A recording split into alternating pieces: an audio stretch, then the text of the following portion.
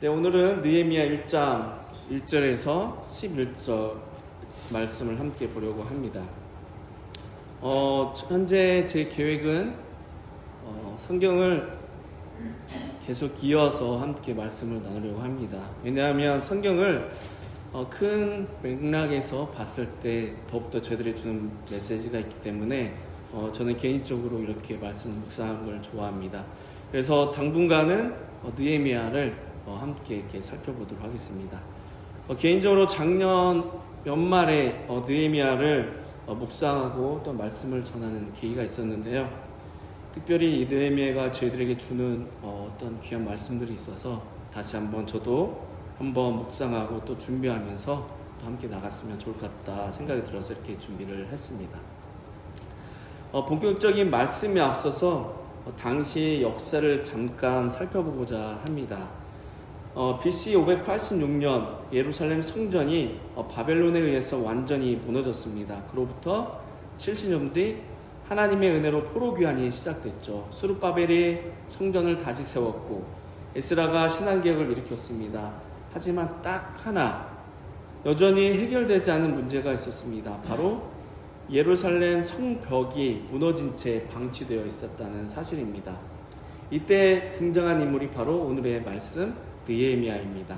사실 느헤미야는 포로 온 자들의 자손입니다. 조상들이 끌려온 지 무려 140년이나 지났을 때 태어났죠. 그래서 세대를 따지면 약 3세대가 지났을 때입니다.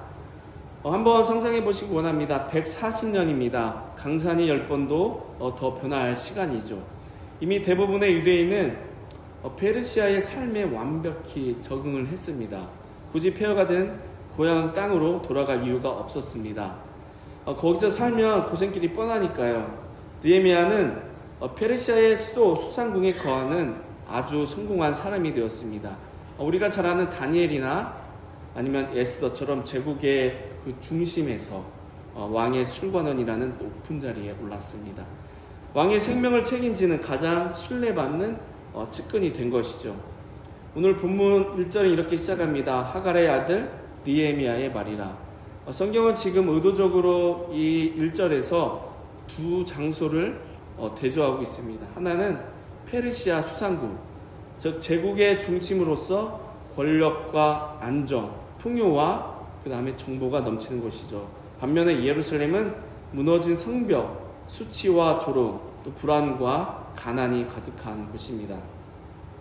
느헤미야는 지금 어디에 있습니까? 가장 안전하고 화려한 페르시아 수산궁에 있습니다. 부족할 게 하나도 없는 인생입니다. 하지만 느헤미야의 몸은 수산궁에 있었지만 그 마음은 단 한 번도 하나님의 언약을 잊은 적이 없었습니다. 그러던 어느 날 느헤미야는 예루살렘에서 온 사람들을 통해 고향 소식을 듣게 됩니다. 3절을 보니 가슴 아픈 소식이 들려옵니다. 3절에 그들이 내게 이르되 사로잡힘을 면하고 남은 자들이 그 지방 거기에서 큰 환난을 당하고 능욕을 받으며 예루살렘 성은 허물어지고 성문들은 불탔다 하는지라. 여러분, 느헤미야는 그 소식을 듣고 그냥 모른 척 할 수도 있었습니다. 성도님들의 자녀들을 한번 생각해 보십시오. 한 세대만 지나도 그들이 모든 것을 잊고 주변에 의해서 동화되기 쉽습니다. 그냥 미국 사람이 다 되어버린 것이죠. 그런데 느헤미야는 3세대가 지난 세대의 사람입니다.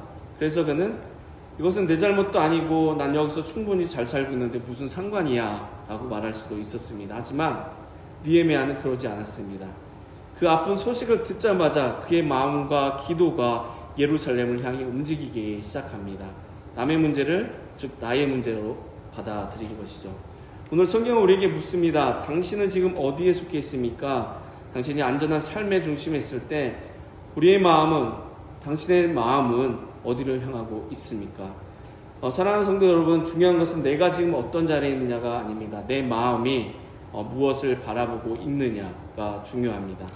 느헤미야의 몸은 페르시아 핵심부에 있었지만 그의 영적 주도지는 여전히 하나님의 약속 안에 있었습니다. 오늘 우리도 마찬가지입니다. 세상 속에서 바쁘게 살아가지만 우리의 진짜 주도지는 하나님의 나라가 되어야 합니다. 이런 상황 속에서 느헤미야는 어떻게 반응을 했는지가 이제 4절의 말씀입니다. 내가 이 말을 듣고 앉아서 울고 수일 동안 슬퍼하며 하나님의 앞에 금식하며 기도하여. 성경은 느헤미야가 무엇을 했는지보다 무엇부터 했는지를 먼저 말해줍니다. 그는 먼저 무엇을 했습니까? 앉았습니다. 이브리어 성경에서 앉다라는 말은 단순히 어디 장소에 앉았다 뜻만이 있는 것이 아닙니다. 앉다라는 말에는 이런 의미가 담겨 있습니다. 멈춘다는 뜻이고 또 중단한다는 뜻이며 또한 깊은 묵상의 단계에 또한 들어간다는 뜻입니다. 특히 성경에서는 위기와 상실, 재난의 순간에 사람들이 앉았습니다. 예가서에서는 무너진 예루살렘이 땅에 앉아 잠잠합니다. 지도자들도 말하지 않고 앉아 있습니다. 에스겔 선지자는 포로 공동체의 현실 앞에서 곧바로 말하지 않고 7일 동안 앉아 놀라며 침묵합니다. 시편 기자는 바벨론 강가에서 앉아서 울며 시온을 기억합니다. 다윗은 하나님의 말씀이 너무 클 때 그 왕자에 서지 않고 여호와 앞에 앉습니다. 그리고 그 말씀을 묵상합니다. 성경에서 앉는다는 것은 이렇게 포기가 아닙니다. 무기력도 아닙니다. 행동을 멈추고 상황과 하나님의 말씀의 무게를 그대로 받아들이는 자세입니다. 그래서 느헤미야도 가장 먼저 앉았습니다. 그는 울기 전에 앉았고 기도하기 전에 앉았고 금식하기 전에 앉았습니다. 이 말은 무엇입니까?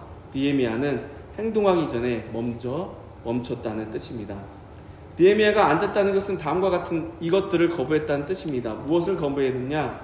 당장 해결하려는 것, 당장 판단하려는 것, 당장 계획을 세우는 것, 당장 그가 할 수 있는 것을 하는 것을 거부했습니다. 그는 왕궁에 있던 사람이었습니다. 왕에게 직접 찾아가서 보고서를 쓸 수도 있었고요. 왕에게 찾아가서 직접 말하고 간청도 할 수 있었습니다. 그런데 그는 먼저 앉았습니다. 이것은 무능한 것이 아니라 수동적인 자세가 아니라 느헤미야의 의도적인 선택이었습니다. 사랑하는 성도 여러분, 회복은 무너진 성에서 시작되지 않습니다. 하나님 앞에서 먼저 무너진 사람에게 시작이 됩니다. 서 있는 사람은 자신이 주도권을 쥐는 사람입니다. 즉각 행동에 옮길 수 있는 자세이죠. 뭐든지 할 수 있는 준비 자세입니다. 하지만 앉은 사람은 주도권을 내려놓은 사람입니다. 멈춰선 자세인 것이죠. 왜 멈췄습니까? 듣기 위해서, 또한 기도하기 위해서. 느헤미야는 당장 왕의 곁에 서 있을 수 있는 사람이었지만 하나님 앞에 앉는 사람이 되기를 선택했습니다. 그는 나는 왕의 곁에 서 있는 사람이다 라고 말하지 않았습니다. 나는 하나님 앞에 앉은 사람이다 라고 이야기를 시작을 합니다. 성경을 말합니다. 느헤미야가 먼저 앉았다고 말합니다. 울기 전에 앉았고 기도하기 전에 앉았습니다. 이것은 아무것도 하지 않았다는 말이 아닙니다. 그는 기다렸습니다. 무엇을 기다렸을까요? 그것은 하나님의 일하심이 아닐까 생각이 듭니다. 이렇게 느헤미야는 문제 앞에서 먼저 서지 않았습니다. 하나님 앞에 먼저 앉았습니다. 그 다음에야 느헤미야는 울기 시작합니다. 이 울음은 머리에서 나온 반응이 아니라 가슴에서 터져 나온 반응이었습니다. 예루살렘의 소식을 듣고 그의 감정이 밖으로 쏟아져 나온 것이죠. 성경은 이어서 말합니다. 그가 슬퍼했다고 말합니다. 그런데 오늘 꼼꼼히 보면 이 말은 단순한 슬픔이 아니라 애통했다라는 말이 더 정확합니다. 처음에는 안타까워서 울었습니다. 그런데 이제는 그 상황을 가슴으로 모든 것을 끌어안으며 느헤미야는 예루살렘의 무너진 성벽을 자신의 무너진 가슴으로 받아들입니다. 그때 비로소 하나님의 위로와 회복의 역사가 시작이 됩니다. 사랑하는 성도 여러분, 애통은 기도에 불을 붙이는 기름입니다. 눈물이 마른 기도는 힘이 없습니다. 느헤미야의 기도가 강력했던 이유는 그 기도 제목을 적기 전에 이미 그 문제를 가슴으로 알았기 때문입니다. 바로 애통했기 때문이죠.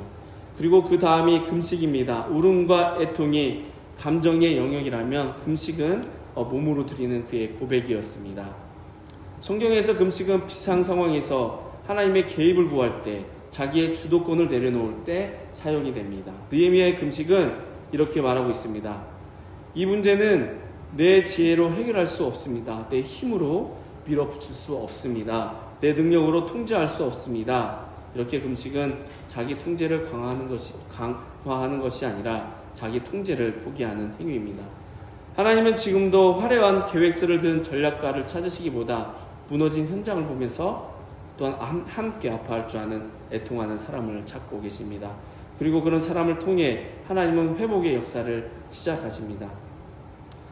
이제 느헤미야의 기도를 좀 더 깊이 들여다보겠습니다. 6절과 7절에서 가장 놀라운 질문 하나가 나옵니다. 여기에서 누가 범죄했다고 말하고 있습니까? 느헤미야는 이렇게 기도합니다. 나와 내 아버지의 집이 범죄하였나이다. 이 고백은 조금 이상하게 들립니다. 왜냐하면 느헤미야는 예루살렘이 무너질 때 그 자리에 있었던 사람이 아닙니다. 바벨론 포로로 끌려가는 그 끔찍한 현장을 경험해보지도 않았고 보지 못했던 세대입니다. 성전이 불타는 장면을 눈으로 본 사람도 아닙니다. 지금 그는 오히려 왕궁에서, 페르시아 왕궁에서 충성스럽게 호화스럽게 살고 있는 사람입니다. 그런데 그는 이렇게 말하지 않습니다. 그들이 범죄했습니다. 조상들이 잘못했습니다. 그때 지도자들이 문제였습니다. 라고 선을 긋지 않습니다. 대신 나와 내 아버지의 집이 범죄했습니다. 라며 그 모든 죄의 짐을 자기 어깨 위에 짊어집니다. 이 고백은 입으로만 하는 형식적인 기도가 아닙니다. 이것은 도덕적인 과장도 아니고요. 책임을 뒤집어 쓰려고 하는 어떠한 제스처도 아닙니다. 이 고백은 느헤미야가 자신을 이 죄의 역사 안에 함께 서 있는 언약의 공동체의 일원으로서 그 안에서 함께 이해하고 그가 고백하고 있다는 것이죠. 그는 말하는 것입니다. 이 죄의 역사에서 나는 예외가 아니다. 나는 관찰자가 아니라 이 공동체의 한 사람이다. 우리는 보통 죄를 아주 개인적인 문제만으로 생각을 하죠. 내가 뭘 잘못했지? 내 선택이 무엇이 옳았나? 그런데 히브리 성경은 죄를 그렇게만 보지 않습니다. 성경에서 죄는 특히 구약은 개인의 죄를 언약의 공동체 전체의 관계가 무너진 상태로 이해합니다. 그래서 이런 장면들이 반복됩니다. 여호수아 7장에서 저희가 잘 알고 있는 아간의 한 사람의 죄로 공동체 전체가 패배하고 어려움을 당하게 되죠. 다니엘 9장에서도 다니엘은 개인의 죄를 고백하지 않습니다. 민족 전체의 죄를 끌어안고 그는 기도합니다. 에스라 9장에서도 지도자가 공동체의 죄를, 에스라 지도자가 모든 사람의 죄를 자기의 죄처럼 고백하며 주 앞에 나갑니다. 느헤미야 1장의 고백은 바로 이 흐름 위에 서 있습니다. 느헤미야는 공동체 밖에서 손가락질하지 않습니다. 문제를 분석하는 자리에 서 있지도 않습니다. 그는 문제의 한가운데로 자기 자신을 놓고 바라봅니다. 그리고 이렇게 고백합니다. 이 죄의 역사 안에 나도 저도 함께 서 있습니다. 느헤미야는 왕궁의 화려한 옷을 입고 있었지만 영적으로는 베옷을 입고 있었습니다. 그는 비극의 원인을 외부에서 찾지 않고 자신의 안에서 찾습니다. 오늘 우리에게 필요한 마음이 이것입니다. 공동체의 아픔을 나의 아픔으로, 민족의 죄를 나의 죄로 여기는 것이 이 거룩한 책임감 말입니다. 하나님은 지금도 저 사람들 때문입니다 라고 외치는 똑똑한 분석가가 아니라 나 때문입니다 라고 울며 엎드리는 한 사람의 기도를 기다리고 계십니다. 나와 내 아버지의 집이 범죄하였나이다 라는 고백이 오늘날 우리에게 참 무겁고도 귀한 울림을 줍니다. 기도의 자리에 앉은 느헤미야가 이제 하나님께 구체적으로 무엇이라 말합니까? 8절을 보면 아주 놀라운 표현이 나옵니다. 옛적에 주께서 주의 종 모세에게 명령하신 말씀을 이제 기억하옵소서. 여기에서 기억해달라라는 말은 하나님의 잊고 계실까봐 일깨워 드린다는 뜻이 아닙니다. 이것은 성경에서 하나님이 기억하신다는 것은 이제 약속하신 대로 행동을 시작해 주십시오라고 강력한 요청입니다. 보통 우리라면 어떻게 기도했을까요? 아마 눈앞의 현실을 구구절절 설명했을 겁니다. 하나님, 상황이 너무 어렵습니다. 저희는 너무 연약하고요. 너무나 약하고 예루살렘을 바라볼 때 소망이 하나도 없습니다. 도저히 불가능해 보입니다. 우리는 이렇게 자꾸 하나님께 그 상황을 보고합니다. 그런데 느헤미야의 기도는 전혀 다릅니다. 그 상황을 설명하지 않고 하나님의 약속을 하나님 앞에 되돌려 드립니다. 사실 느헤미야의 눈에 비친 예루살렘의 폐허는 하나님의 실패가 아니었습니다. 오히려 너희가 범죄하며 흩으리라고 하셨던 하나님의 말씀이 정확히 성취된 상태였습니다. 그래서 느헤미야는 절망한 듯이 이렇게 기도합니다. 하나님, 심판에 대한 말씀이 그대로 이루어진 것처럼 이제는 회복에 대한 말씀도 이루어 주옵소서. 우리가 하나님께 돌아오면 다시 모으겠다고 하신 그 약속을 이제 실행해 주십시오. 이것이 바로 말씀에 근거한 기도의 담대함입니다. 느헤미야는 자신의 감정이나 상황의 심각성을 근거로 기도하지 않습니다. 오직 하나님이 직접 하신 그 말씀, 그 언약을 근거로 기도했습니다. 성도 여러분, 기도는 하나님을 설득하는 협상이 아닙니다. 기도는 하나님의 신실하심에 전적으로 기대는 것입니다. 하나님, 제가 이만큼 했으니 이거 해주세요가 아니라 하나님이 이렇게 말씀하셨으니 반드시 이루실 줄 믿습니다라고 선포하는 것입니다.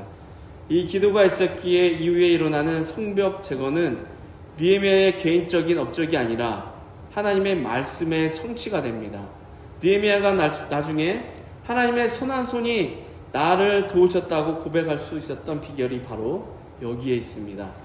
1장의 기도에서 이미 말씀으로 승리를 확신했기 때문입니다.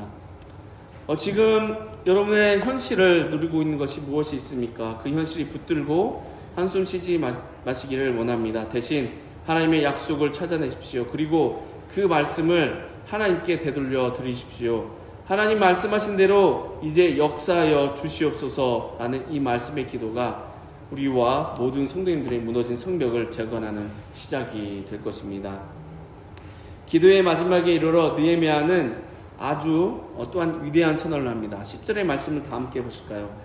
이들은 주께서 큰 능력과 강한 손으로 구속하신 주의 종들이요 주의 백성이니라. 냉정하게 당시의 현실을 한번 들여다보곤 합니다. 지금 예루살렘 사람들의 형편이 어떻습니까? 그들은 나라를 잃고 포로로 끌려갔던 사람들의 후손입니다. 제국의 변방에서 겨우 목숨만 붙어있는 약한 공동체입니다. 성벽 하나 제대로 없어서 늘 공격받고 조롱당하는 정치적으로나 경제적으로나 아무 힘도 없는 그런 존재들이었죠. 세상 사람들 눈에 그들은 망한 민족이고 불쌍한 소수이고 도움이 필요한 불쌍한 자들일 뿐이었습니다. 하지만 느헤미야는 하나님 앞에 서서 그들을 그렇게 부르지 않았습니다. 대신에 그는 구약 역사상 가장 찬란했던 하나님의 능력이 나타났던 출애굽의 그 사건의 그 말씀들을 떠올리면서 하나님, 이들은 큰 능력과 강한 손으로 건져내신 주님의 백성입니다. 이것이 바로 정체성의 제 정의이죠. 지금 현실은 여전히 포로의 형편입니다. 느헤미야는 기도를 통해 그들의 진짜 정체성을 이렇게 선언하고 있는 것이죠.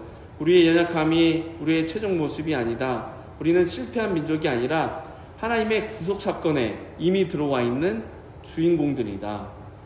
우리가 주님의 백성인 이유는 숫자가 많아서가 아닙니다. 능력이 있어서도 든든한 성벽이 있어서도 아닙니다. 오직 하나님이 우리를 위해 이미 행동하셨기 때문입니다. 하나님이 우리를 선택하셨고 구원하셨기 때문에 우리는 주의 백성인 것이죠.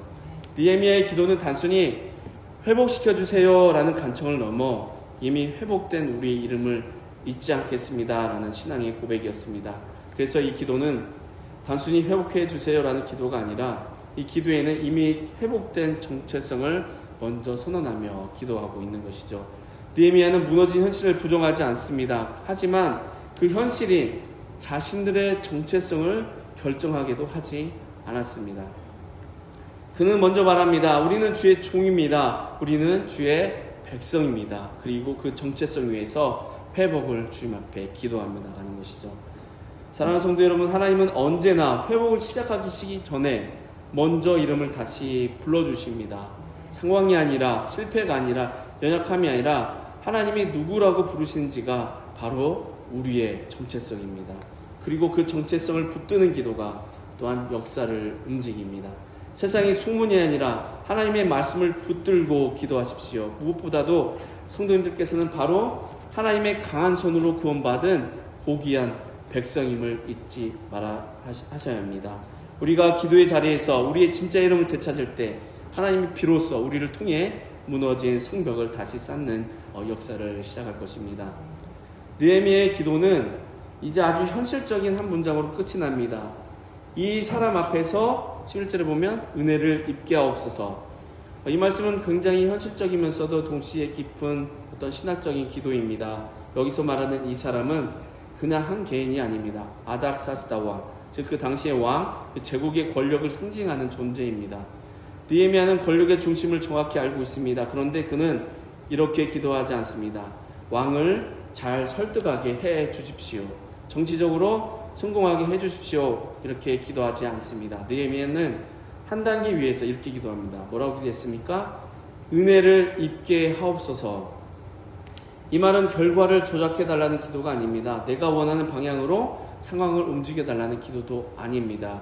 이 기도는 왕의 마음 위에조차 하나님의 주권이, 하나님의 은혜가 역사하게 해달라는 바로 그 기도입니다. 여기서 중요한 연결이 생깁니다. 느헤미야 1장 11절은 이렇게 말합니다. 기도는 영적인 영역에만 머물지 않습니다. 그 기도는 정치를 통과하고 상황을 통과하고 삶을 통과하고 또 왕을 결정을 지나 실제 역사로 흘러갑니다. 예루살렘의 성벽의 재건은 이렇게 시작됩니다. 느헤미야는 기도로 현실을 회피하지 않습니다. 그렇다고 정치를 또한 우상하지도 않습니다. 그는 기도 안에서 모든 것들을 하나님 앞에 나갑니다. 왕은 또한 하나님의 역사의 그 왕 또한 역사의 주인이 아닙니다. 왕도 하나님의 손 아래에 있는 도구이죠. 그래서 2장 이후에 등장하는 왕의 조서는 정치적 기회가 아니라 하나님의 은혜가 눈에 보이는 형태로 나타난 사건입니다. 이제 모든 말씀을 한 문장으로 정리할 수 있습니다. 느헤미야 1장 10절과 11절은 약한 공동체를 향해 이렇게 선언합니다. 너희는 포로가 아니다. 너희는 주의 백성이다. 그리고 그 정체성을 붙든 기도가 제국의 권력을 통과해 이제는 실제 역사로 흘러가는 출발점이 됩니다. 그래서 느헤미야 1장 1절부터 11절은 우리에게 이렇게 묻습니다. 하나님의 백성은 무너진 현실 앞에서 무엇을 먼저 해야 하는가? 이것을 저에게 묻고 있습니다. 다시 한번 저희가 본 말씀을 정리해 드린다면, 첫 번째, 먼저 너무 빨리 움직이려 하지 말아야 합니다. 우리는 문제가 생기면 빨리 해결하려고 합니다. 바로 말하고 바로 정리하고 바로 행동하려고 합니다. 그런데 느헤미야는 달랐습니다. 그는 바로 움직이지 않았습니다. 먼저 앉았고 그 다음에 울었고 애통했고 금식했고 기도했습니다. 오늘 우리의 삶에서도 마찬가지입니다. 하나님 우리가 가장 먼저 무엇을 하느냐보다 어떤 상태로 하나님 앞에 서느냐를 보십니다. 혹시 지금 기도보다 행동이 앞서지는 않습니까? 하나님 앞에 서기 전에 이미 결론을 내려버리지는 않습니까? 두 번째, 그들의 문제가 아니라 우리의 문제로 가져갑시다. 하나님은 말하지 않았습니다. 느헤미야는 말하지 않았습니다. 그들이 잘못했습니다. 그는 말했습니다. 우리의 죄입니다. 오늘 교회와 가정과 공동체를 바라보며 우리는 너무 쉽게 거리를 둡니다. 요즘 세대가 문제야. 리더들이 문제다. 그 다음에 환경이 문제다. 하지만 느헤미야는 문제를 분석하기 전에 자신을 그 공동체 안에 먼저 세웠습니다. 오늘 우리의 기도도 정죄의 언어가 아니라 또한 함께 연대의 언어가 되기를 원합니다. 우리가 함께 주 앞에 나아가기를 소망합니다. 또한 상황보다 말씀을 먼저 붙들기를 원합니다. 느헤미야는 예루살렘의 현실을 하나님께 설명하지 않았습니다. 어렵습니다. 힘듭니다. 불가능합니다. 그 대신에 하나님께서 이미 말씀하신 그 말씀을 붙들고 기도했습니다. 또한 그 언약을 붙들었습니다. 오늘 우리의 현실도 쉽지 않습니다. 가정의 문제, 또한 교회의 문제, 또한 삶의 문제들이 분명히 있습니다. 그러나 성도 여러분, 상황이 하나님의 능력을 제한하지는 않습니다. 하나님의 말씀이 상황을 해석합니다. 말씀이 먼저일 때 우리는 절망하지 않고 그 말씀에 기대하며 또 기대며 기도할 수 있습니다. 또 우리는 포로가 아니라 주의 백성입니다. 느헤미야는 공동체를 포로라고 부르지 않습니다. 약자라고 부르지 않았습니다. 망한 자라고 부르지 않았습니다. 그는 말했습니다. 주의 종, 주의 백성. 오늘 하나님도 우리를 그렇게 부르십니다. 상황이 우리를 정의하지 못합니다. 실패가 우리를 규정하지 못합니다. 하나님의 구속하심, 예수 그리스도의 그 속죄하심이 우리의 바로 이름이고 정체성입니다. 그리고 하나님은 오늘도 우리를 세상에 보내십니다. 느헤미야는 기도에서 끝나지 않았습니다. 기도 후에 그는 왕 앞에 섰습니다. 기도는 도망이 아니라 파송의 시작이었기 때문입니다. 오늘도 하나님은 기도하는 사람을 통해 역사하십니다.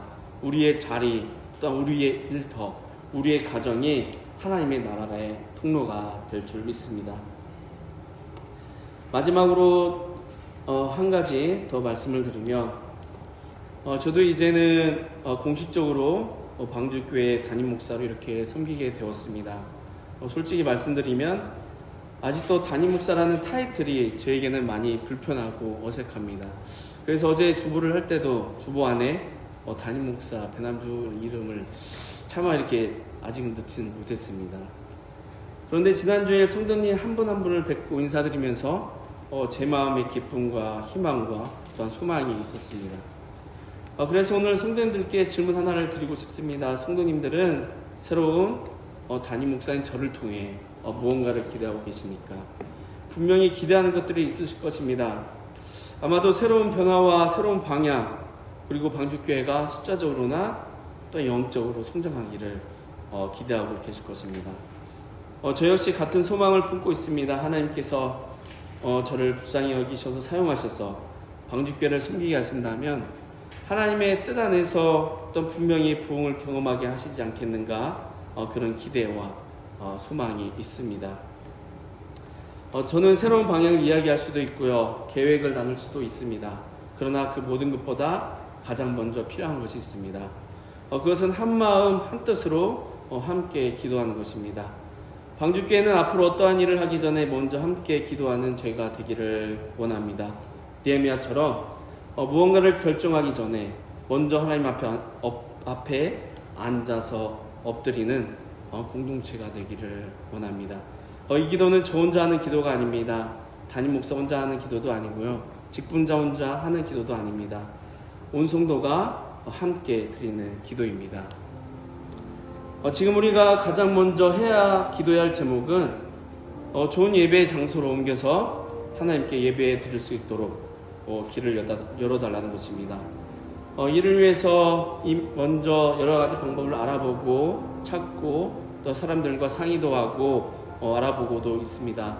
하지만 성도 여러분, 저는 몸으로 움직이기 전에 먼저 함께 기도하고 싶습니다. 이를 몇 사람이 주도하는 일이 아니라 온 성도가 함께 기도하며 참여하는 일이 되기를 바랍니다. 사랑하는 성도 여러분, 이제 말씀을 들었습니다. 이제 남은 것은 응답이 아니라 반응입니다. 이제 잠시 각자의 자리에서 또는 가능한 분들은 함께 마음을 모아 하나님께 기도하겠습니다. 하나님, 방주교회를 통해 주께서 계획하신 뜻이 무엇입니까? 하나님께서 이 40년이 넘도록 이 교회를 지켜주시고 문 닫지 않고 이어갈 수 있도록 해주신 하나님, 이 방주교회를 통하여 하나님 함께하여 주시옵소서. 저희가 함께 기도하며 나가도록 하겠습니다. 하나님 아버지, 주님들이 함께 하셔서 이 방주교회를 세워주시고 지켜주시고 함께 하신 하나님 아버지, 이제는 저희들이 아버지 하나님 이 교회를 통하여서 방주교회를 통하여서 하나님의 아버지 바라보며 나아가기를 소망합니다. 좋은 예배의 장소를 찾고 구하며 주 앞에 나가오니 아버지 방주교회를 통하여서 주께 계획하신 뜻이 무엇인지를 알며 나아갈 수 있도록 아버지 함께하여 주시옵소서. 저희들이 모일 때마다 함께 기도하고 주 앞에 뜻을 구하며 그 길을 또한 아버지 두드리며 삶에 나가 찾을 때 하나님께서 인도하여 주시고 보여하여 주시고 찾게 하여 주셔서 저희들이 하나님께서 예비하신 그 귀한 곳에서 예배할 수 있도록 도와주시옵소서. 주 앞에 나아가 아버지의 죄들이 많은 자들, 주의 백성들이 모인 가운데 하나님 앞에 예배하며 나아가기를 원합니다. 많은 자들이 주를 알지 못한 자들이 아버지 함께 모여 예배 드릴 때 주 앞에 돌아오는 놀라운 하나님의 현장의 예배의 장소를 저희들이 허락하여 주시옵소서. 더욱더 저희들이 날마다 기도하며 주 앞에 나아갈 때마다 이 일이 아버지 놀라운 역사가 나타날 수 있도록 함께하여 주시옵소서. 이 모든 말씀 예수님의 이름으로 기도했습니다. 우리 이 시간 함께 찬송가 540장 찬양하도록 하겠습니다.